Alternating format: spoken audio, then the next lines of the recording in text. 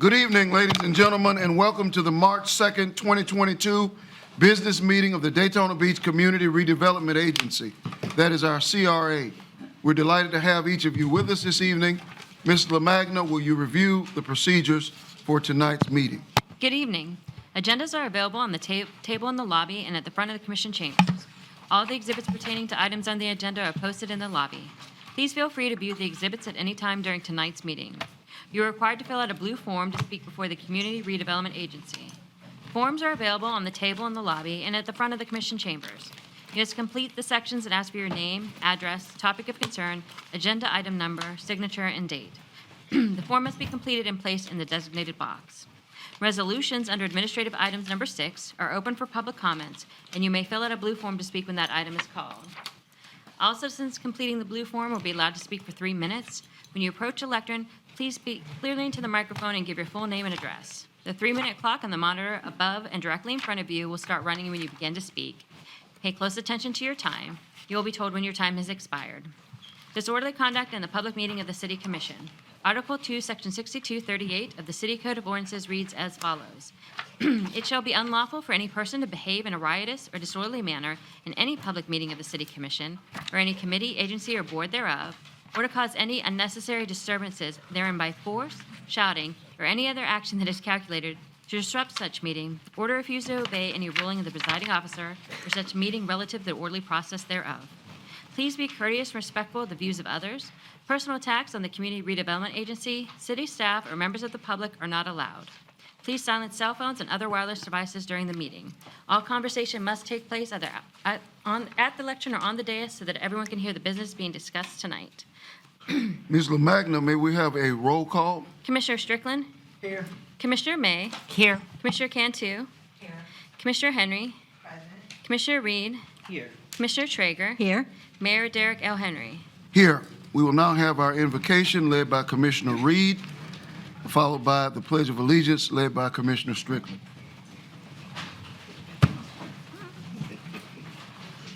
Let us pray.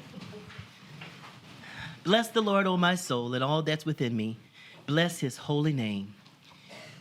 Lord, it's that holy name we lift up this evening, coming before your throne to once again and always saying thank you for all that you've done, all that you're doing, and all that you shall do. You're such a good God, such a mighty God, and we thank you for blessing a city called Daytona Beach, Florida. We thank you for the opportunity to serve, and we ask, Lord, that as we sit in these seats representing these citizens and these visitors and our families and ourselves, that you would lead us and you would guide us, direct us, and help us to make the best decision that we can make, and let it be acceptable in thy sight, O my great believer, my great Jehovah. In the mighty name of Jesus I pray. Let us all say, Amen. I pledge allegiance to the flag of the United States of America and to the republic for which it stands, one nation, under God, indivisible, with liberty and justice for all.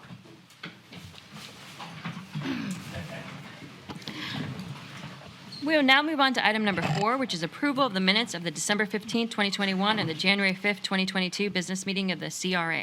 So moved. Second. We have a motion from Commissioner Traeger, second from Commissioner Reed. Do you have any questions or comments about that? All right, all those in favor, let it be noted by saying aye. Aye. Those opposed, same sign. Motion carries 7-0. Now I'll move on to agenda item number 5. If there are any changes to our agenda, our city manager will address them at this time. Honorable Mayor, Commissioners, there are no changes for tonight's Community Redevelopment Agency agenda. Motion to approve. Second. We have a motion, we have a second. All those in favor, let it be noted by saying aye. Aye. Those opposed, same sign. Motion carries 7-0. Okay. We'll now move on to item number 6, which is our administrative items. Item 6A is the Business Enterprise Management Department 777 property acquisition. This is a resolution. A resolution approving the expenditure of tax increment funds from the Main Street Redevelopment Area Trust Fund for the purchase of real property located at 777 Main Street from 777 Main LLC for a purchase price of $3,100,000 plus up to $20,000 in associated transaction costs and providing an effective date. So move. I have a motion from Commissioner Traeger and a second from Commissioner Henry. Yes, Honorable Mayor, at this time, we will have the Director of our Business Enterprise to provide a presentation. This same presentation was provided last night. At the request of the commissioners, you all asked for us to have a community meeting, which was approximately attended by 16 citizens and 7 staff members. It was a great dialogue that centered around things that they thought would be beneficial for it, and I know that we took all of those into considerations, and if this does pass, it will be part of our RFP discussion, but it's centered around short-term rentals, storage, restaurants, breweries, and so all of those things that will be discussed if this is passed tonight will come back before you for an RFP. But I'll allow for Mr. Stalwart to give a presentation. As I stated, the same presentation was provided last night. I have a question. I'm sorry. Will this meeting be, it's not aired, but we only had 16 residents there last night. Do we archive this particular meeting? Is this meeting recorded for residents that they can have access to? meeting, Yes. yes. Okay, super. And it's live right now. Okay, it is live. Okay, great. Thank you. Thank you, Mr. Fiecher. Good evening, Mayor, City Commissioners. My name is Michael Stallworth. I am the Director of the Business Enterprise Management Department. This evening, I'm here to give a presentation regarding the purchase of 77 Main Street, also known as the Corbin Building, in hopes of converting it into an indoor market and food hall. This evening, we'll take a look at the history of Main Street, popular markets throughout the United States, and see how it has changed blighted areas into popular, vibrant areas.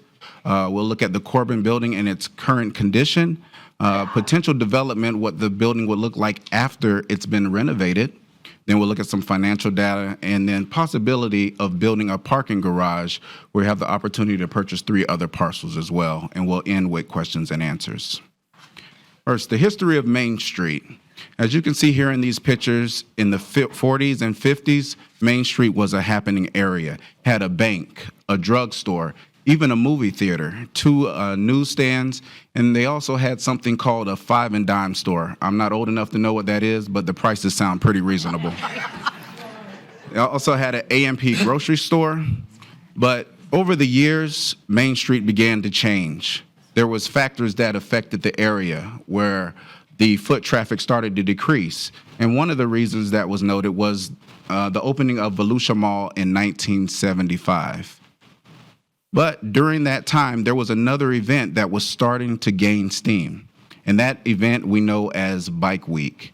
Even though this week we are celebrating our 81st Bike Week, it actually began in 1937 on the hard-packed sands of Daytona Beach with a motorcycle race called the Daytona 200. It became more of a structured event over time.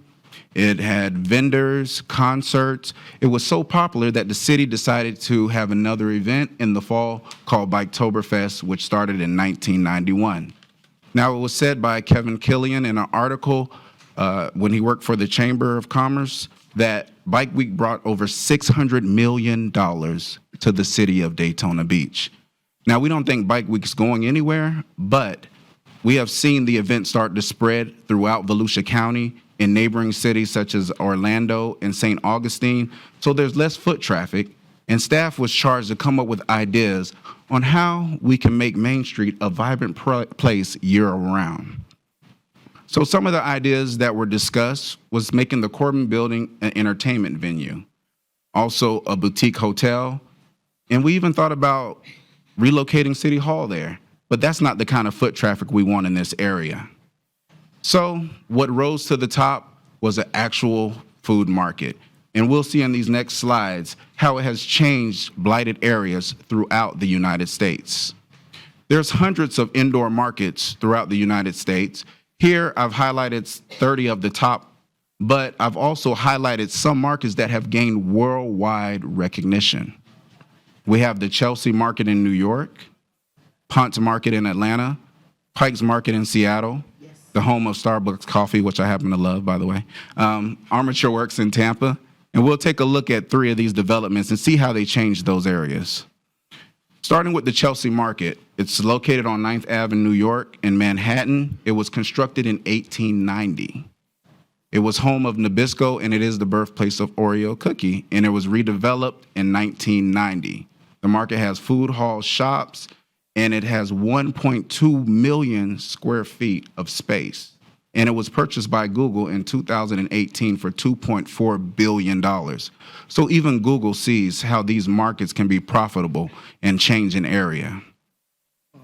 Armature Works is located in Tampa, which is a little bit closer to us, and this one is actually located in a redevelopment area where they took an old electric streetcar warehouse and converted it into an indoor market. They also used tax increment funding. They went out for bonds because they knew once this building opened, there were going to be other projects that started to sprout up around this building. And that's exactly what happened. As soon as Armature Works opened their doors, there was a hotel, condo development, 4-star restaurant, and they were right to go out and get those bonds and back it with tax increment funding. Now here's another project a little bit closer to home. It's Henry's Depot, and I just wanted to show that you don't have to have 1.1 million or 1.2 million square feet. You could do it with 8,000 square feet. They took an old railroad train station and converted it into an indoor market with 7 restaurants. And according to the Orlando Sentinel, it has changed that area. They have game nights for families, and also they have concerts as well, just to keep activity flowing through the building. So now, let's take a look at the Corbin building and how can we possibly change Main Street by converting this building. It's 39,000 square feet. It last sold, according to the property appraiser's website, for $3.6 million, and we have a chance to purchase it for $3.1, which I'll discuss as well. So we'll look at the current condition. I had a chance to visit the building recently, and I'm not an architect or engineer, but when I toured the building, it looked like it was in pretty good shape. Now, when we purchase the building, we will have a due diligence period, which will be 30 days, where we can do an environmental study, a survey, and a structural study to make sure it's sound. If the building is not sound, we can back out of the purchase. Now, this is what the building could possibly look like after renovation. One of the first things you will notice is the pedestrian corridor. That's Grandview to the east side of the building, where we have turned that into a pedestrian walkway so patrons can make it safely from Main Street to Auditorium Boulevard. Now, entering from Main Street, there's an outdoor dining area. And once you enter in through the front door, you will have a chance to dine in a full-service restaurant. Say you didn't want to eat in the restaurant, you can then move on to the food court that will have 25 different food vendors you could select from. Say you didn't want to do that either. You could move on to the market and buy groceries where you can cook at home. There could be a butcher shop here, a seafood counter, coffee shop as well. Then moving to the rear of the building, we've turned it into an outdoor space for food trucks and other events. Now, this is a 2-story building. So on the second floor in the front, we have a brew pub it could be a microbrewery. In the middle, we have an event space of 12,000 square feet for birthdays, or you could also convert this space into office space as well. And then the back can be used for storage. Now we'll take a look at a 3D depiction. On the outside, we've added landscaping, as I said, eating area. And one thing we've seen with these markets when we've done the study, each market tried to keep some resemblance of the original building. And that's exactly what we want to try to do here. We don't want to lose the fact that it was once the Corbin building. So we kept some of the facade the same. And then the back of the building, you see a eating area, or you can have temporary vendors. Closer to Auditorium Boulevard, what you see is an overlook where you can dine as well. But this space can be converted into a stage for events also. So at our last meeting with the commission, one of the commissioners asked, I believe it was Commissioner May, how long would it take to break even? And this is just a rough estimate, but with a purchase price of $3.1 million, and we have roughly 39,000 square feet, with the average market rate right now at $14 per square foot, that gives us $546,000 in annual rent. So that gives us roughly about 6 years to repay the Main Street Redevelopment Fund. And then while we own the property, it's going to appreciate as well. Now, real quick, I just want to discuss the opportunity for parking in the Main Street area, which is something we have dealt with for a long time and have wanted to solve that problem. And we do have the opportunity to purchase 3 properties. In this next slide, if you can see the highlighted area in the aqua, There are 4 buildings there. That's on Main Street in A1A, east of A1A. 2 of those buildings have been demolished. 1 still stands. And the one on the corner, we're still trying to negotiate with the owner as they are out of the country, but we believe we can acquire that building as well. So right behind that is Breakers Oceanfront Park parking lot, and then you have Breakers Oceanfront Park. Now, we had some discussions of actually taking Breakers Oceanfront Park and placing it on top of the parking garage. And this has been done in other cities, as I will show you in the next slide. We can't get rid of this park because we use ECHO grants to acquire this park. So as you can see, in the upper left-hand corner is your standard parking garage. To the right is a parking garage with a facade, and it has lights to illuminate it at night. And here's the parking garage in the middle that has the park on top of the parking garage. Now, the cost for a parking garage now is $20,000 per space. A few years ago, we could get it for 11 or 12, but with inflation and the cost of materials nowadays is $20,000 for. So if we were to build a 1,000 space parking garage, it would cost us $20 million. So the purchase price for all 3 properties is just a little under $2 million. So looking at what's happened throughout the United States with these markets, how it has changed many areas, it used old buildings that had little to no activity. We feel that by purchasing the Corbin building and converting it into an indoor market, we would see the same success on Main Street. Thank you. Thank you. And questions? Questions? Well, There's been talk maybe about using the second floor as short-term rentals. Would that be feasible, or? I don't like that. That was one of the, Commissioner Traeger, that was one of the items that came forward. And as I stated, if you all decide to move forward, we will put that part of the discussion and bring back to you all to make a decision if you want that to be part of the RFP. But that was part of the discussion points.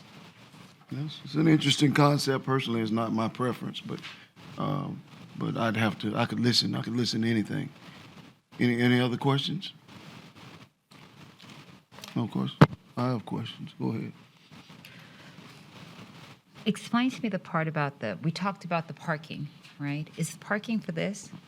Is the parking supposed to support that? Are we discussing the parking? What was that about? It is on. My mic is on. Yes, that parking would assist with this area. It's walking distance from the Corbin building.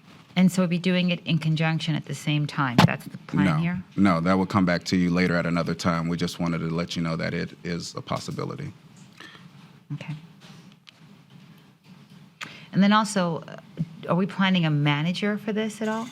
Like, who's going to manage all this? We plan to issue. Yeah, one of the things they say, we will be submitting a request for proposals to bring in a company. That is not our expertise. That was part of the discussion on last night at the workshop. And so our goal would be able to find a developer that will want to come and outfit it and actually manage the property. We would not be managing as a city government.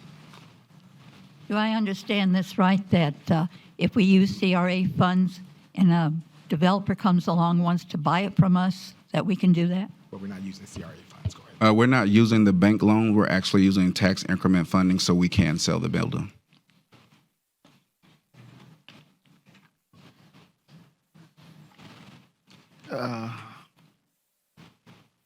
How many spaces do you think we would get?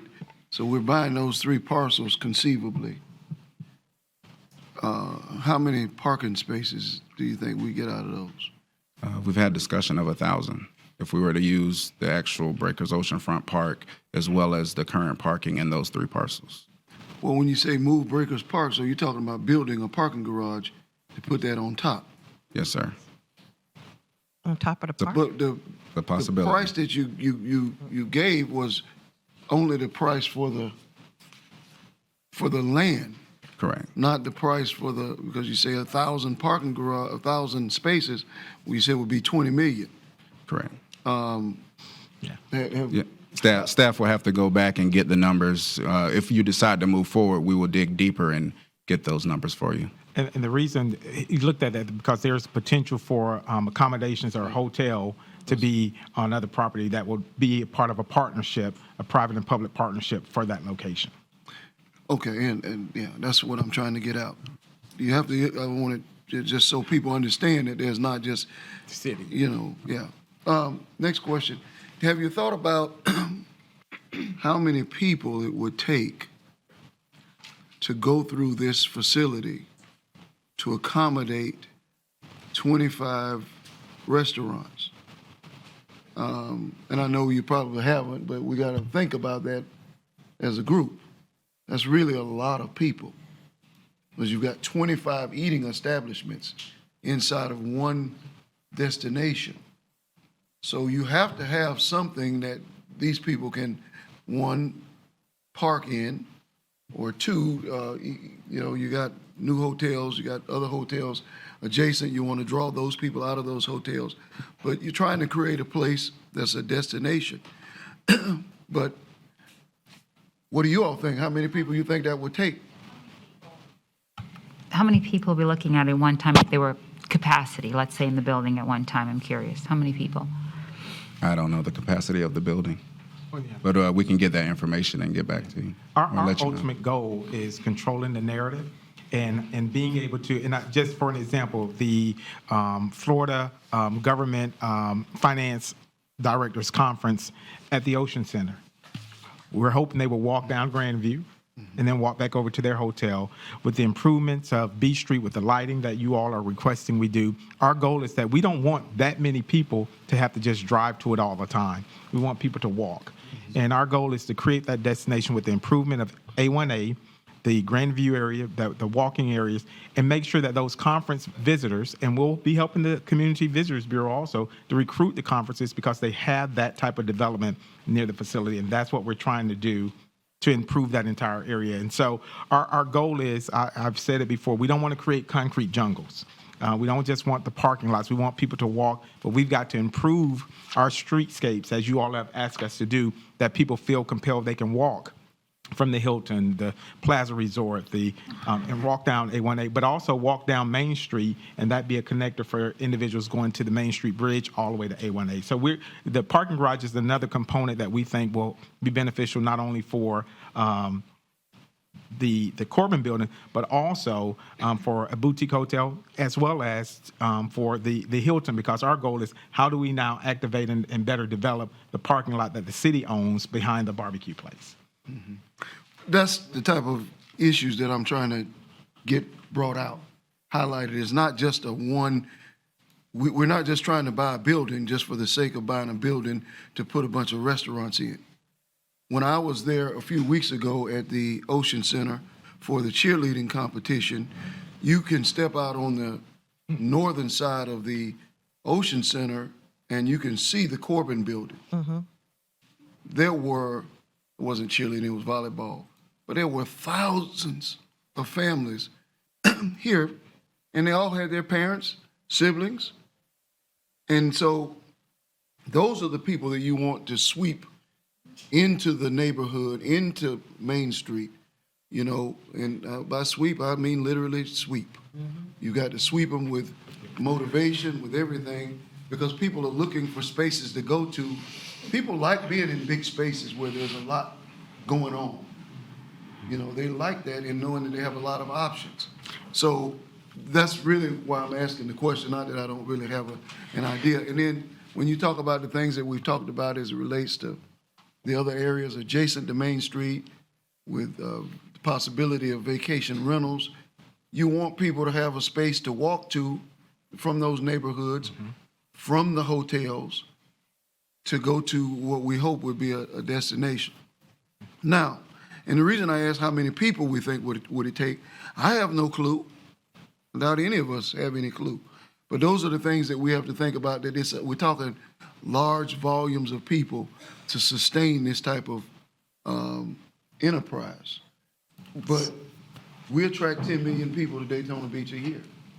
And the number one reason that they come is the beach.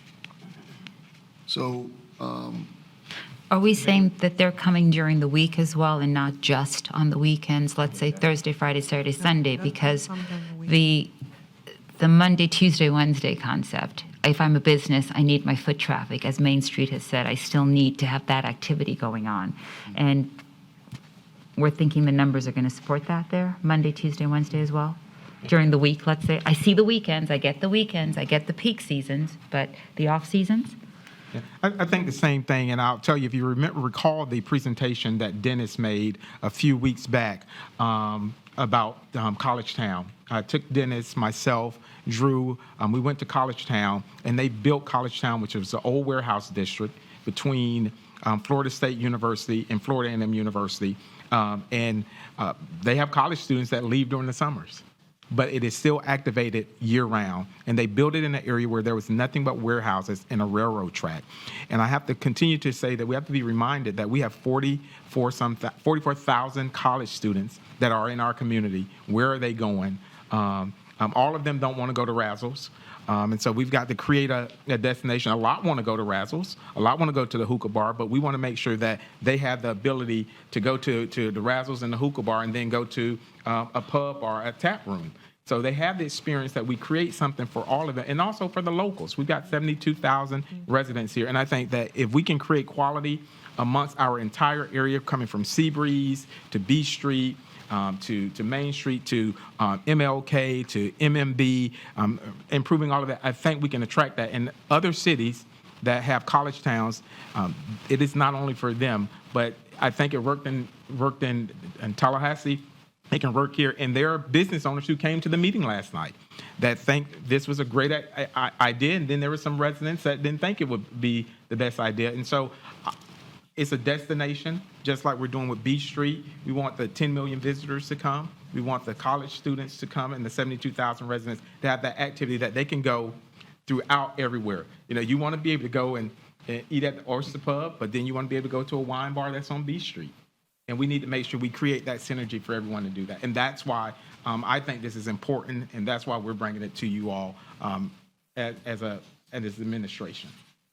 You know, and I want to add, with you saying in regards to the volleyball tournament on last week. So I've been to 4 of these markets that are on the list that you've provided us. And each time that I've been to those markets has been by way of a tournament or an AAU program that I was with in one of those states with my children. And when I say to you, we drove 15, 20 miles to get to one of these marketplaces because it offers so much. Everybody can go where they want to go to eat. They can pick and choose. It's nicer than a food court at a mall. And Daytona is so unique when I think about that because we're right on the water. So out of all these venues that I've gone to, when I went to these sporting events, never have I had the opportunity to go to one of these sporting events that had a venue like this, and then you could walk right across the street, go to your kids' basketball game, and then hit the beach, you know, after you win or lose. So I think when I think about this, I think that this would be the most unique opportunity for our city and our community because of that. Because these markets, and they're in good places. I know the one in Atlanta, it's on a railroad track. It's an old railroad station or something like that, if I can remember. But that's all that's there. And it stayed crowded, and they stay crowded. They're crowded. You're going to get the everyday people who are going to come for lunch. They're going to come for lunch in the afternoons, in the daytime, Monday through Friday. But then you're going to get the families that on Saturday mornings is a great opportunity to get up and go to breakfast with the kids at these places. And then if you have a meat marketplace, you're going to get people who are going to come in because they want fresh meat and they want fresh seafood and fresh fish. So they're going to come in and you're going to get that group of people. So you're going to get a different group of people to frequent this marketplace on a daily basis. And you're especially going to get it in the summertime or during those peak seasons as well. You're going to get them in the peak season, but you're going to get them in the off season as well. And so that's why I really like this idea. I think you've done a very good job of presenting this and showing us exactly what this can be and what it can be for the city of Daytona Beach. And so I'm looking forward to it, and I'm really going to support it because I see the vision for it. Thank you. So I like it. Picasso. One of the things that really irks me as a native is to hear people say we're Daytona. And we're talking about the visitors that are going to come. We locals want somewhere to go. You know, we live here every day, 24/7, 365. You want to change a pace, a change of venue. And so it's not only for them, but it's for us that live here to support this as well. And I wanted to say also, if we promote this thing right, I had never been to Pike Seafood, but I was going to go there when I was in Seattle. And let me tell you, on my email today, they sent me a 15% discount for some Dungeness crabs that I'm about to order. I buy seafood. It's mailed to me. You know, I went there for a conference and I had 3 families had me bringing back $800 worth of seafood. And I had them to split it up accordingly to the family, so all I had to do was give you your bag. Rainbow trout, lobsters, Dungeness crabs. So if we make this a destination, and if we promote it right, that's what we got to do. We got to let people know it's even here. Everybody knows the beach is here, but what else goes with the beach? We're just building upon what we already have, the beauty of this city. And signage from these areas to direct people to come to this place, to let them know that it's there and it's available. I think it's a wonderful idea. Main Street needs a revision. They need a boom boom. They need a shot in the heart, a revitalization. And it's so odd that you would say that with regards to the meats, because when I was in Philly at the Reading Terminal, I really wanted to bring the meat home. I was like, is there a way I could put these steaks in my suitcase? What can I do? How can I get these big steaks? And you walk along, and it's just a great experience. It is. So. But let me tell you, Pikes will pack your seafood, deliver it to your hotel, and you can take it on the airplane as luggage and not let them ship it and it costs more, because that's how I brought it back. It was a piece of luggage. Well, we want people to bring their luggage to this. I don't know what we're going to name it, but y'all get a good name. Okay. Any other comments? Okay. All right. Okay. Good job, sir. Thank you. Thank you.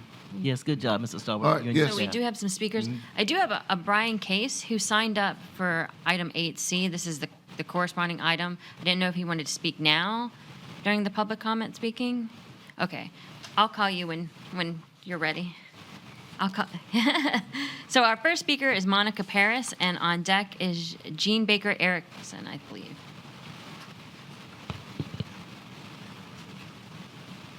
Oh, from California. Good evening, Mayor and County Commissioner people. My name is Monica Paris. I live at 120 C Spray Street in Daytona Beach. Asking that you vote no on this purchase. We are at the height of the real estate market. The last sale price of 77 Main Street shows that it was sold for $1.8 million in 2014. According to the Volusia County property appraiser, this property is valued at $1.9 million, and it's bringing in $42,000 of taxes a year.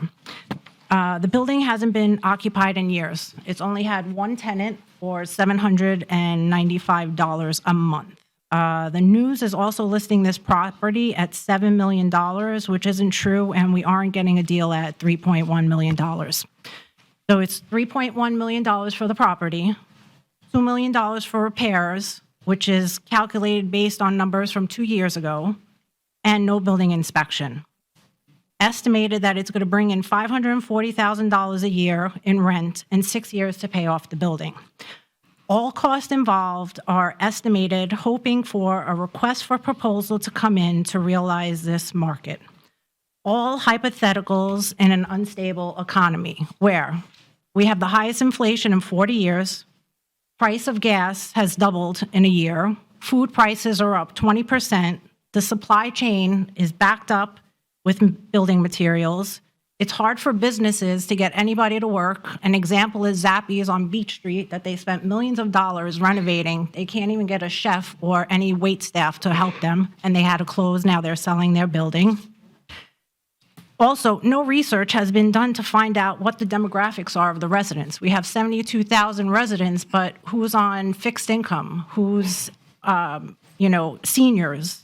So everything looks great on these boards, but is it financially feasible? Will it help? This is what we do know about what visitors think about Daytona. and I got this from TripAdvisor. So this was November 2021 from a family. They called it Beach at Daytona Beach. Cracktona Beach, home of the endless crackheads. If you enjoy laying on the beach next to a crackhead, this is the place. The place is always dirty. Don't take my word for it. Google it. Daytona Beach reviews. October 2021. Not impressed. The beach is pretty, but the boardwalk area is a bit run down, trashy, and a lot of homeless people sleeping everywhere and approaching you. We stayed in Daytona Beach shores and so happy we did. August 2021 from a family. If you're here to visit the beach, go north to Ormond Beach or south to Daytona Beach shores. It's only a couple of miles. Ormond and Daytona Beach shores get you out of the boardwalk amusement area that can be trashy, but it is a beautiful beach. At the community meeting yesterday evening, when the city manager said he visited Seabreeze at 1:30 a.m. business. Thank you, ma'am. Your time has expired.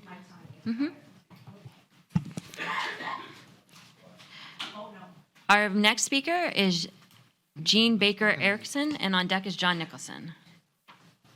It's Jen. Jen? Okay. Good evening. So nice to allow me to speak. I really appreciate it. Pleasure to meet you. And I'm very impressed with you. Every time last week you were rocking it. So I'm impressed, and I think this is very. Your name and address. Oh, I'm sorry. My name is Jen Baker Erickson. I live at 160 Seaspray Street in Daytona. I am against this purchase on many, for many reasons. It's a very beautiful presentation of something that is not, I believe, going to work for what we have.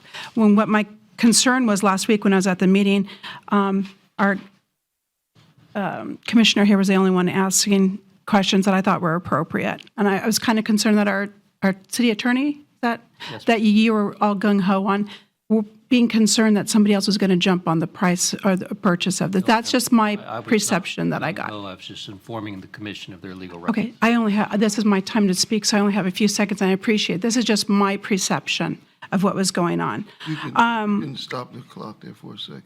So I want nothing more than for this place to be I'll give her time. successful.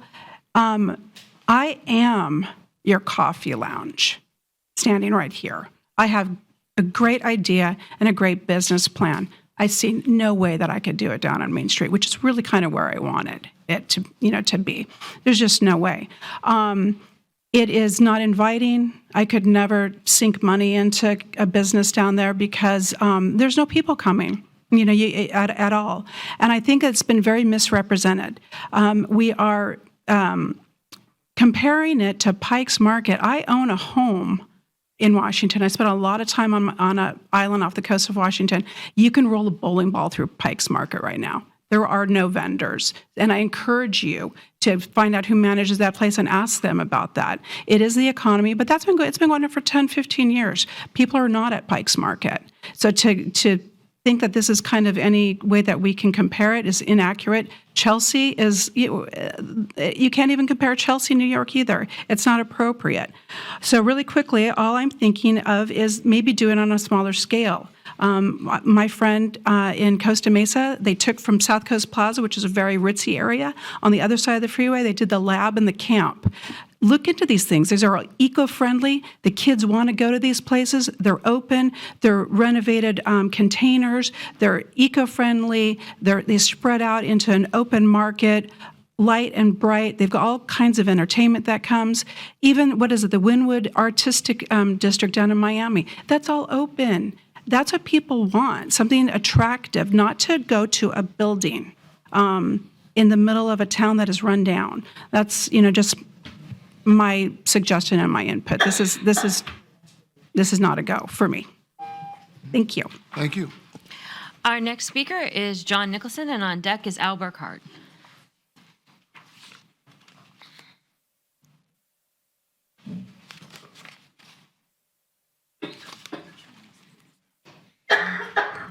John Nicholson, 413 North Grandview Avenue. I have to agree with her. Some of the information that was given is not necessarily accurate. There was a sale not too long ago in which Anderson and Teresa bought the building. It was not theirs in 2004. It was Archie's. So some of the numbers are fudged a little bit. We have 2 areas set aside for parking, to put parking garages on the west side of A1A. Why put it on our beach? The worst place in the world to put it. Visualize going down Main Street, crossing A1A. You know how narrow that street is? And put a 7-story building right next to the sidewalk, straight up. It's very compressed. You know, if you don't want a towers, that would be a tower. It would be horrible to do it that way. We own the lot next to the Ocean Center and right next to this building. That's where the parking garage was been planned for 40 years. We own that lot. That's the place to put the parking garage. This building, 20 years ago, I suggested to Jim to buy it. I opposed it when Archie tried to sell it because they hiked the price up tremendously. This is not a tremendous hike from 1.6 to 3.6. It really isn't. All right? It is dirt cheap in this location in this day and time. I urge you, whether you have any plans to use it or not, buy it. Secondly, there are so many opportunities for this building. This, what he proposed, never thought of. I don't like the idea of losing 50 parking spaces. I don't like the idea of closing Grandview. We've closed 8 streets in that area, north-south. Coates, Fern, Ocean Avenue, Oleander, all closed. We'll have 3 roads on Beachside. Not a good idea to close this. You have to think about that twice. But the idea of this is perfect. Go to Burger King when it's busy. They're out the door. People want to go to a place to eat, and they have no place to go. Seriously. When you bring, and I'll see them walking down my house, okay? 60 kids, like ducks in a row. Where do you put them? One group goes to Burger King, one goes to wherever, and then where do the rest of them go? There's not enough places. This is extremely convenient. Hopefully, the mayor doesn't screw up Main Street, and we develop Main Street, and they will go from this building to Main Street. All right? So it's very important that when we look at this, we look at it holistically. It is. You think $3 million is a lot? It really isn't. It's dirt cheap. All right? We need this building because we need to renovate and we need to start somewhere. This is a starting point. Our next speaker is Al Burkhart, and on deck is Brian Case.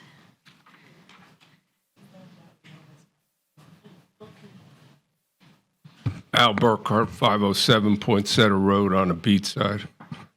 City manager, mayor, commissioners. I don't know where the idea is coming in that this is a great deal. This was a great deal in real estate. Guess what? There'd be people that had the contract on this months ago. Houses are selling for more than the asking price. This would have been long gone, not waiting here. Similar ideas were floated approximately 3 years ago for 2 empty lots. They were worth approximately $200,000, and the city was going to pay $800,000. City manager wasn't here then. There was an outcry from people that said, "What? Nothing's going on down on Main Street." Even less, 3 years forward has gone on Main Street. So just like the mayor said, who do you think is going to come into this building, thousands of people, outside of Bike Week and a few events? There's not the foot traffic there. This is a great idea. He had a great presentation. But it's down the future that something like this might be put in place. Right now, if I have my druthers, I'd have the city of Daytona's staff call Cincinnati, Ohio, and beg the burger place, White Castle, to come here and take one of these vacant lots on A1A on the west side and say, we'll work with you hand to foot to make like a Mel's Diner or an American Graffiti Drive-In Diner for the city of Daytona. You can't even get a hamburger here on A1A.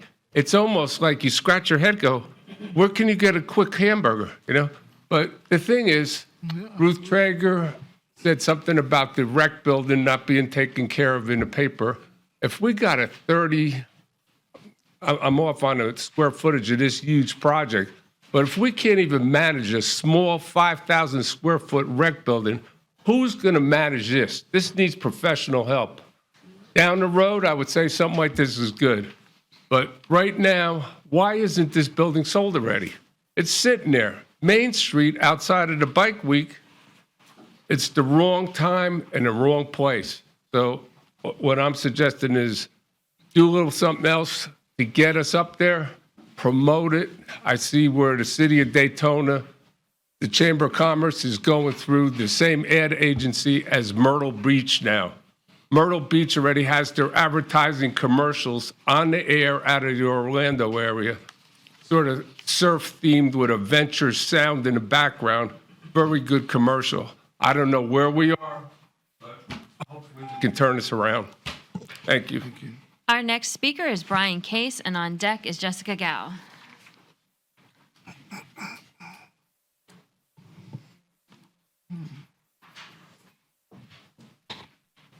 Hello, my name is Brian Case. I live at 942 North Wild Olive on the north end of Seabreeze. I urge y'all not to buy the building.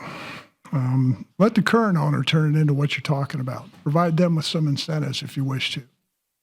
They've owned it for X number of years and have done nothing except allow it to appreciate, but not put anything into it. I think what's more important is you can't turn this into what you want as long as we continue to allow Bike Week to operate in its current format. I mean, we've wasted money over the years on studies. I mean, we probably have this tall a stack of studies looking into what we can do.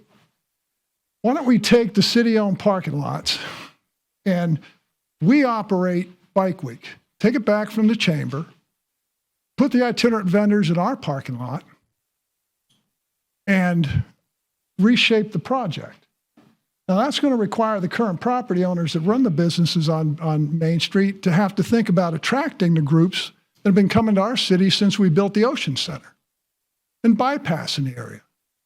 You're talking about not walking down our street, not coming down to Main Street, and yet you see them walking along A1A all the time during the events. So until we make that fundamental change, this is just going to be another thing that is not going to ultimately get us where we want to be. We build a nice park at the end, that's great, but until you can motivate the property owners and business owners to change what they're offering, it's going to continue to be what it is, which is an empty street with nothing going on, buildings open briefly, making money off the itinerant vendors. We take control of it. We get to own the money that's made off of itinerant vending. It'll help pay for all the police that we have to put out for the events.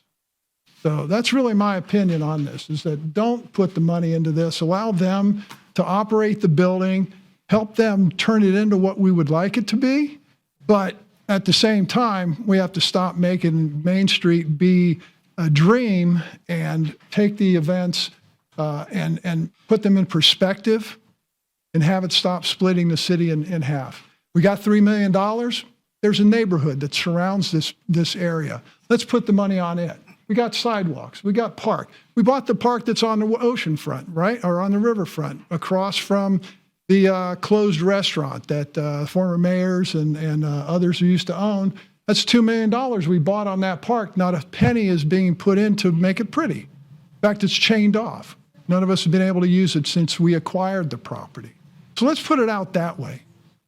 It's up next to on the south side of Main Street, runs behind the parking lot. The next lot's over. That's owned by us. Ugly chain link fence that code ought to complain about. Take care. Our next speaker is Jessica Gao, and on deck is Glenn Storch.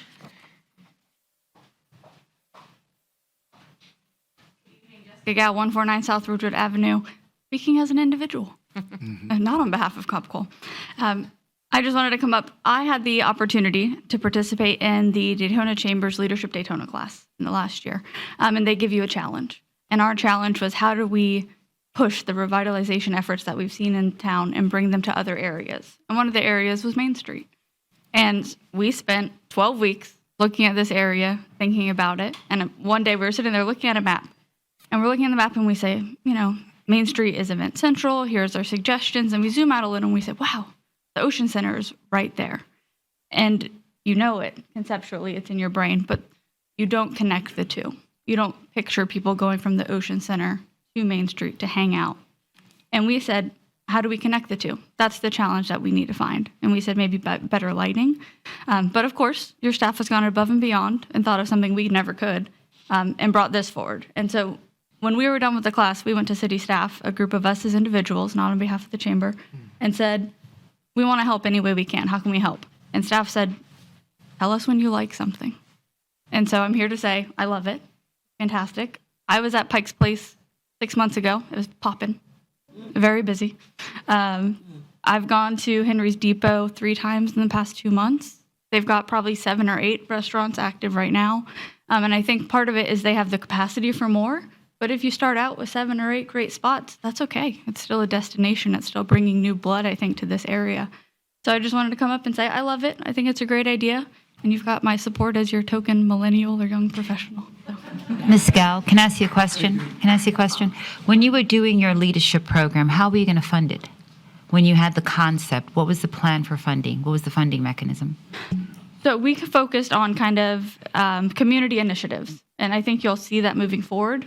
For Main Street, it was more, how do we meet with the merchants and see what they suggest? How do we improve lighting by working with the city and donations? And so I think I've heard that this will be through tax increment financing, which is awesome. We did point out that it was in a CRA when we went through the class, but we kind of did broad concepts that we would put together into a master plan. So, yeah. Thank you. Our next speaker is Glenn Storch, and on deck is Ann Ruby. Hi, my name is Glenn Storch. Wasn't planning on speaking, just heard this for the first time, and I have seen this in action. And I have also seen the need for something like this for literally decades. You all know what's happened with beachside. We have the only beachside in the state of Florida that actually doesn't gain in value like everyone else has. Every other beachside in the state has expanded, redeveloped, exploded in value. But we don't have that. And one of the reasons why is Main Street, of course. This is the first concept I've heard that really could address that. Because I want to tell you a story. My daughter lives in Atlanta, near the birthplace of Martin Luther King, as a matter of fact. And she lives right across the street market. It's an old warehouse. They put in all these little bitty restaurants. I mean, there's 3 people that work there for every restaurant, but there's 20 of them. They go there 2 or 3 times a week at least. People walk from the neighborhoods. It has increased the value. It has increased the reason why people build in this area. It has revitalized the entire area because of that one market. And that's the sort of thing that actually you could have in a case like this. Now, I'm not going to talk about the numbers or whether this is a good deal or a bad deal. I don't know. I haven't looked at any of that stuff. I can tell you the concept has worked. And the concept could, in fact, work in a place like this. Because right now, Jessica will tell you, the millennials are looking for something like this. They want to move into an area like this. They'd love to move into the beach side. And honestly, when I was there with her, there was a lot of older people walking around there getting food too. So I liked it. But I'm just very enthusiastic as having listened to this, and I'm very impressed with what your staff has done. So Thank you, sir. Our next speaker is Ann Ruby, and on deck is Jenny Nazak.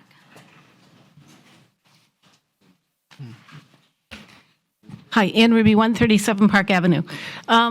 Since I've retired, I now have more time to go to meetings. So I have started going to the TDC meetings, Tourist Development, I believe, Corporation. And one of the things I have heard there that so impressed me were the number of events that are at the Ocean Center that I know nothing about. The Ocean Center is full a lot of weekends. There's a lot of stuff going on, and they have a lot of repeat business events that come back over and over again, year after year. So I think the foot traffic, and one of the things I've gotten up and I have scolded them about is the fact that I think the business owners who sit on that board need to promote more visitor-friendly activities in the Main Street corridor. which is exactly what this project is doing. So I think this is a great public and a potentially private partnership. I think there's a lot of foot traffic that'll come here from those events that we know nothing about, and I think it could be a wonderful thing for Main Street. I think the other thing is that people have talked up here, and we have to motivate the current owners of all the businesses on Main Street. Well, we can motivate with a carrot or we can motivate with a stick. Our ability to motivate with a stick, being code enforcement, is limited. We cannot force people to keep their business doors open when they don't want to be. And if they make all their money in 2 weeks a year at Bike Week, we don't have much of a carrot to offer them, and we can't beat them very hard with a stick. So I see this as a great carrot project. Bringing this area more vibrancy through this project will help, I think, encourage other businesses to modify their behavior and to stay open and improve their appearances. And the other thing is this is something that controlling the narrative, controlling what happens on this street. This is a big, big parcel, and we need to be able to be in charge of it. If we don't buy this and they sell it to the county has not been a good business partner with us down there. Their parking lot C, they've owned it for 4 years. It looks terrible. There's no signage. If they were to purchase this, what would happen? The current owners, it's been talked about, let's force them to develop it. They don't have the appetite to develop it. Why would they? They make enough money with the way they own it, just using it the way they're using it. So if we want to change something, we have to do something. I'm very in favor of this, and I think it's a very viable project. And if there was a trolley system to get me there, I'd be thrilled to use it. Thank you.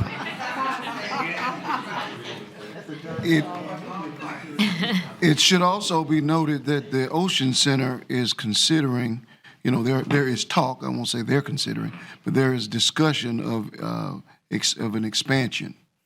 And so that in and of itself speaks to the number of people that are there and that are coming to the Ocean Center. Ms. Nazak?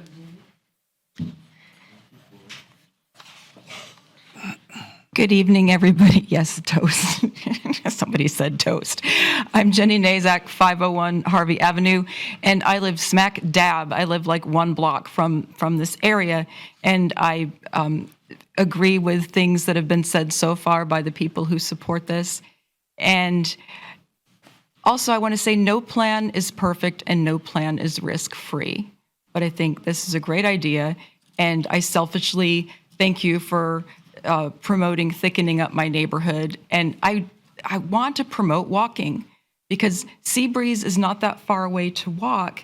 And if there's a thing like a tree-lined pedestrian street with vendors and things, it's going to seem psychologically closer to go ahead and walk up to Seabreeze or walk from the Ocean Center. Whereas if you just have a bunch of desolate parking lots, it seems really far. So yeah, and just like Commissioner Reed was saying, it's not just for tourists, it's for the residents too. And you know what? Every town is going to have its fans. Everybody has their favorite cities and towns, and not every place is for everybody. And if somebody says something bad like, oh, Daytona Beach is gross and trashy, well, good, let them go somewhere else then. Because we are here, we have pride. I love that our city has pride. And when I first moved here, I was worried that people didn't have very much civic pride. People seemed really down in the dumps. But I'm seeing a lot of pride, and we deserve to be proud of our city. And if someone's going to say, oh, there's homeless people, well, you know what? Welcome to the United States of America. We have some structural issues in our society. And that's nothing bad about one city. It's something that we're all going to have to solve together. And, I think I see us as a great city, and there you go. And everybody, let's walk more because restaurants need our money. But in order to be able to eat at restaurants, we have to get lots of exercise. Thank you, Jenny. Yeah. Our next speaker is Marjorie Johnson, and on deck is Frederick Brown. Marjorie Johnson, 122 South Keith Street. Daytona Beach is my home, and I am here tonight to fully support converting this Corbin building into a fully mixed building that the public can patronize and use. I was very impressed with the presentation here tonight. This building will stimulate our economy here in the city of Daytona Beach. It will create jobs here in our city. I feel that if we advertise and let our residents and visitors know about this building, we'll get a lot of people to patronize this business. And this business will be open throughout the year.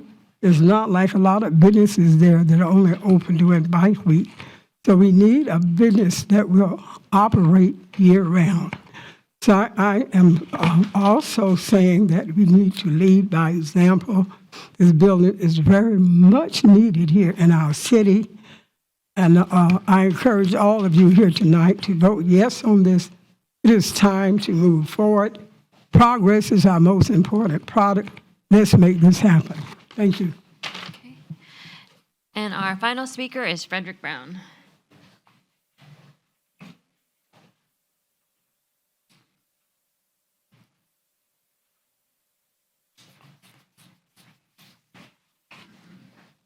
Good evening. Name is Frederick Brown, 1508 Crescent Ridge. So glad to see some of my neighbors here. Big Al, thanks for coming. I've heard a lot of very good points. I've heard some bad references to what Daytona is and what it really is. And of course, the last statement about pride means a lot to me. Me too. You know, this is one of those things, and I'm speaking with 26 years of theme park experience, where we had tens and hundreds of thousands of people every day. And for this to succeed, we need two things. And I am in favor of this, and I do think we should get this. As John Nicholson pointed out, it's the right price. But the two things we need is a reason to go and a way to get there. Now, some of you, I know I'm a big fan of the band shell, several other events. As a local resident, the last thing I want to do is take my car out, fight traffic all the way up there, fight for a parking place, pay exorbitant fees, and then walk to the event, and then have to do in reverse getting back home again. I can't emphasize how important it is to have viable transportation, public transportation to get there. I don't want to go beyond that. I want to say innovative. Okay, when you create the reason to go, eating is one reason. But we need to think beyond that. You know, how many meals a day can we eat? Yes, that's important. People that go to convention centers, yeah, got to run out for lunch. That's a quick thing. Okay, I've been to a lot of conventions all around the country and the world, and I can tell you, getting there is so important because you got a limited time. You want to get there. You don't want to wear yourself out. Yes, walking is great. I love it. But when you're at a convention or you got some timed event going, like they have at the Ocean Center, and that was an excellent point as well, you got to have a way to quickly get there, get your lunch, and get back. Again, the key there is going to be good transportation. One other thing before I run out of time, I want to point out there's a serious thing missing in here. I don't see your solar panels on the roof to pay for the electricity. And I know Mayor Henry and I have had the discussion many times. We need to be the city of the future, not the city of the past when it comes to this stuff. That will bring people in. And then we will have our news stations show up for something other than when are the parties and when do we stop drinking, which seems to be the only thing that they ever come here for. It's a great project, but it needs to be thought beyond. We have got to get some innovative transportation. And I will say this, at my previous job, before I retired, we tied the two Harry Park together with innovative transportation. If any of you have been there, the train ride is the reason a lot of people buy the double park ticket. It's the reason they go to the food areas on both sides. They get to take an innovative trade ride. We need to do something here. I'm a big fan of the tube-type rides. I'm running out of time. I'll discuss it in the end. Okay. That was my final speaker for this item, Mr. Mayor. Okay. Yeah. I just want to note, you sent over an email to us. Can you hear me now? I just want to note you sent over an email to the commissioners, Bulkheads Tap House. Can we make sure we read that into the record as well? Let me see if I can find it. Okay. With your. So it says, I regret that I cannot attend tonight's meeting, but did attend the 3-1 meeting regarding 777 Main Street acquisition. My hope is that my comments can be read into the record of tonight's meeting. I own a successful tap house and restaurant in Orange Park, and I recently purchased a home beachside in Daytona Beach. My business partner and myself have been watching from a distance the development of Daytona Beach, as well as areas that desperately need redevelopment. And we are shopping for our second location for a tap house and restaurant. The Corbin Building is a prime example of a great opportunity for the city and the residents to have a voice in how this development will occur. Florida Main Street program is currently open for applications until September 1st, and the State of Florida House on February 18, 2022 approved House Bill HB 0247, Florida Main Street program and historic preservation tax credits to better assist properties on main streets within towns with a Main Street designation. The CRA funds to purchase this building can only be used for this purpose, and it is my belief that the time is now to pursue the purchase of 777 Main Street with a private-public partnership while also pursuing a Main Street designation for future management. The branding and the business scape that reports directly to the CRA works within the developer's framework to ensure sustainability of this project. I encourage our City Commission to seize this opportunity. I will happily pursue lease negotiations with the developer for a possible second location for Bulkhead's Tap House and Kitchen, putting money where my mouth is in support of this endeavor. And it is Caroline Marquez. I didn't see that. Marquez. You sent that to us? Mm-hmm. This morning. I thought I checked all my mail. We have this project, and then I know we discussed last time the other improvements that go along with this project, right? There are other things that are going to take place on that corridor in addition to the project, right? Could we just go over that quickly, please? What that looks like? Say it again. The other projects that go along with this, I mean, in terms of the streetscapes, sidewalks, everything else. Is there anything else that goes along with As this? Andy Holmes, I think he may be in the back, but the last meeting we had, we discussed that we were going to utilize funds to improve Main Street to look similar to Beach Street, improving the lighting, the landscaping, the sidewalks. David Waller, he's going to get him. But yeah, so that is part of the whole process, improving that corridor as well, if we do purchase the Corbin Building or not. Okay. And so are the two tied together, meaning no Corbin Building, no improvement, or are we No, still? that's not the case. So they're separate entities, As no the matter commission, you can decide to have us to do separate, that landscape. they're separated. Okay, thank you. I'm good. Thanks. I think that as she mentions that, it's important that we acknowledge that we realize that Main Street doesn't look like what we would like it to look. And I think a large part of why this is important is that the city is sort of putting the resources of the city behind Main Street, both from an aesthetic perspective as well as from a commercial perspective. We see that the beachside is our most valuable resource. And we believe that the explosion that's taking place throughout our city should take place on the beachside. And, you know, I think this commission, I want to commend you all. You haven't left any part of the city without resources, whether it be the MLK refurbishing, or the refurbishing of downtown. Now you're looking at this project on Main Street as it relates to infrastructure. But also, we have to remember that this is a CRA area. And CRAs only last for so long. And we're charged with the task of changing it from its blighted state. And I think these two projects work in partnership to help do that. I would say that to those that read TripAdvisors, you know, you're welcome, and we're happy that you've chosen Daytona Beach as your city. But my mother always told me, don't let anyone else dictate your self-esteem. And I don't look in the mirror and see what they see about Daytona Beach. Is it perfect? No.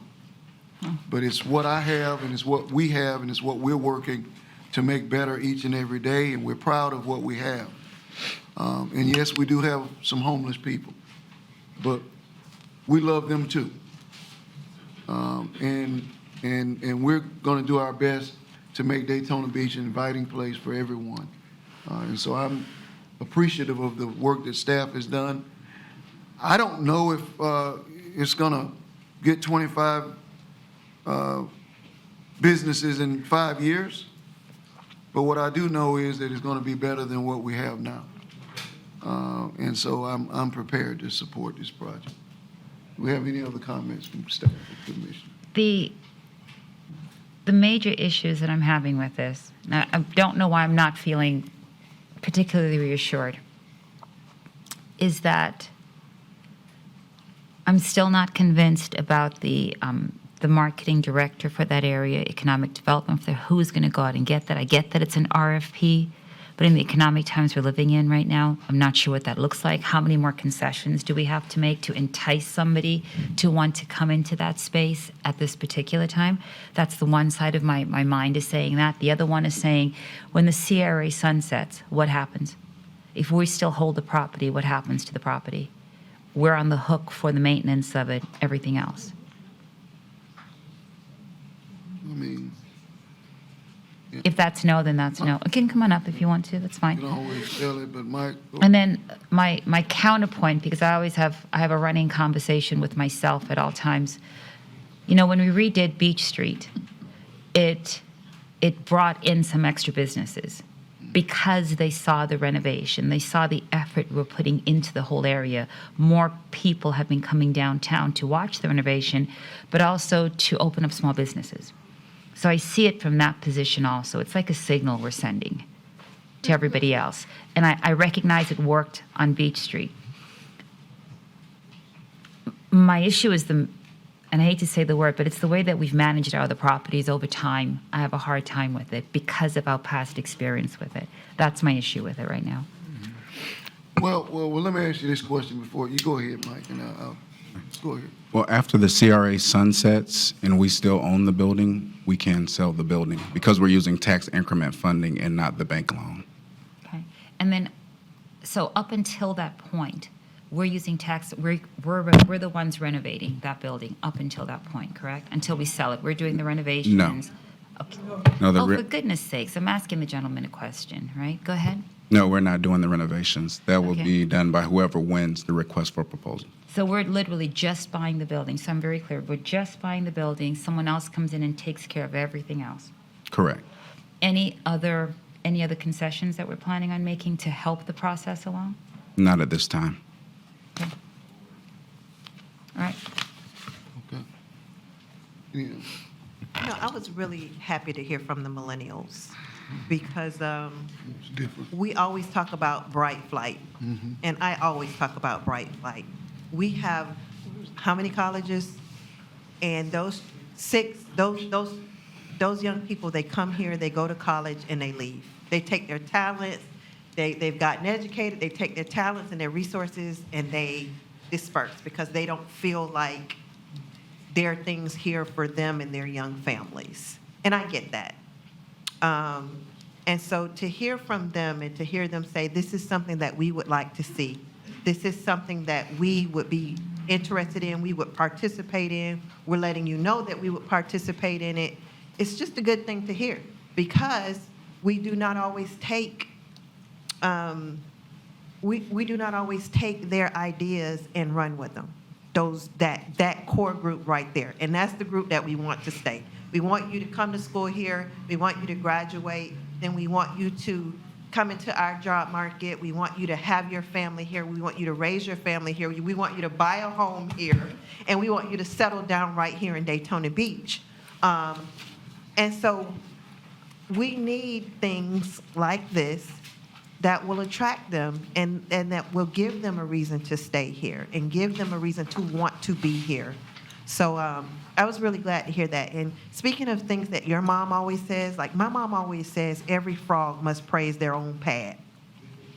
And so when you get people who come and they haven't really been here very long, maybe 2-3 months, and they come in and they talk about what a horrible place Daytona is and how you think to yourself, well, you had to have known that before you moved here, or why did you even decide to come and decide to move here?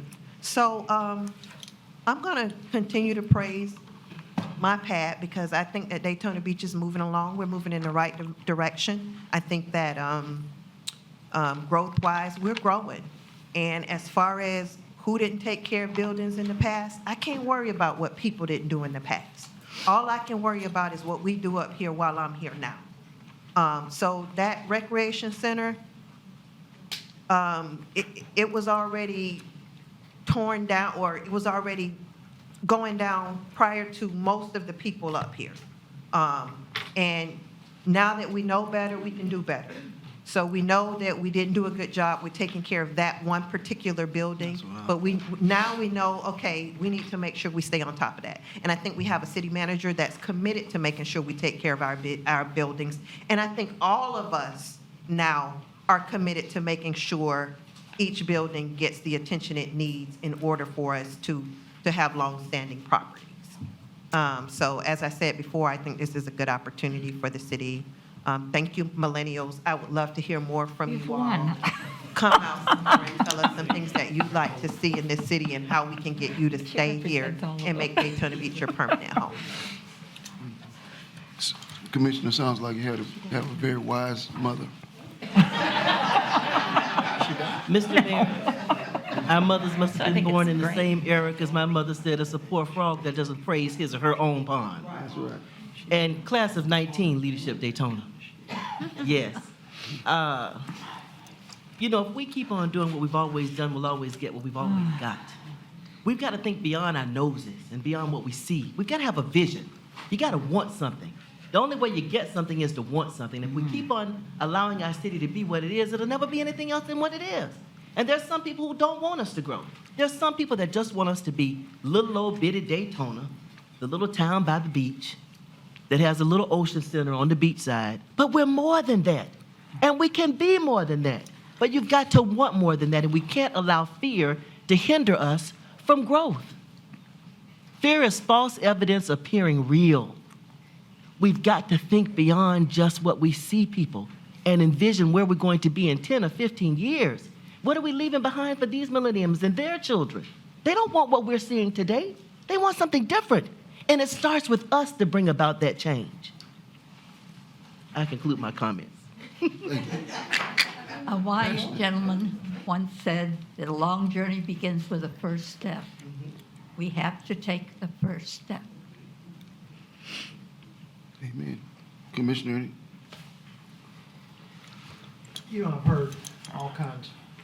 I've heard all kinds of statements made about Main Street for years. A couple of people have a chokehold on the business over there. It's not open all year. And then we come to this and we shouldn't give them any money and bail them out. It's not about who owns the building, and it's not about, what's been going on for years. It's about what we can do tonight to make a change, set an example for the future. And I agree, if we keep doing what we've been doing, we'll keep getting what we've been getting. And if nothing changes, nothing changes. At least we're trying to make a change here. And I'm happy to take the heat for it if we fail. I don't think we will. I don't. Any other comments? The part that makes me happy is the TIF, the fact that we can sell it to somebody else, have someone else come in, and that we don't have to wait too long to make that happen. I appreciate the fact that it will send a signal to other people in the community. I would also like to know, and maybe you can tell me now, maybe later, what will the impact of this renovation and reconstruction be on that particular area, and for how long as we do this, as we do the streetscape? I'd like to know. Because that will impact some of the businesses down there. Any ideas? We really couldn't give you that information. But as Andy said at the last meeting, we will be doing it in such a way that it will not be an impact as much.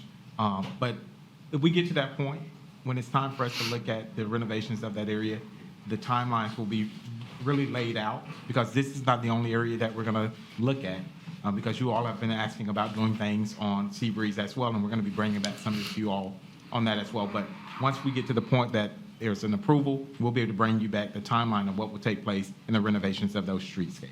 But I can't give you that tonight. Okay. All right, we have a motion, we have a second, and we have an opportunity. We'll entertain a vote. Roll call vote, please. Okay. Commissioner Strickland? Yes. Commissioner May? Yes. Commissioner Cantu? Yes. Commissioner Henry? Yes. Commissioner Reed? Yes, yes. Commissioner Traeger? Yes. Mayor Derek L. Henry?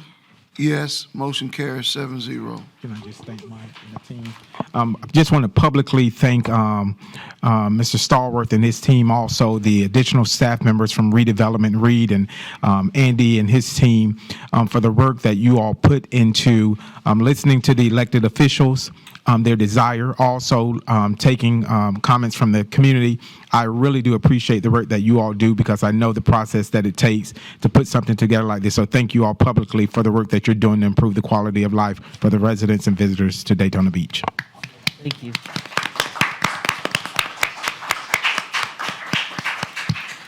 Especially so quickly, too. That was fast turnaround. No other items. Okay. Any comments from the CRA? All right, this concludes our commission meeting, and we will convene our regularly scheduled commission meeting, our CRA meeting. We will convene our regularly scheduled commission meeting in 5 minutes.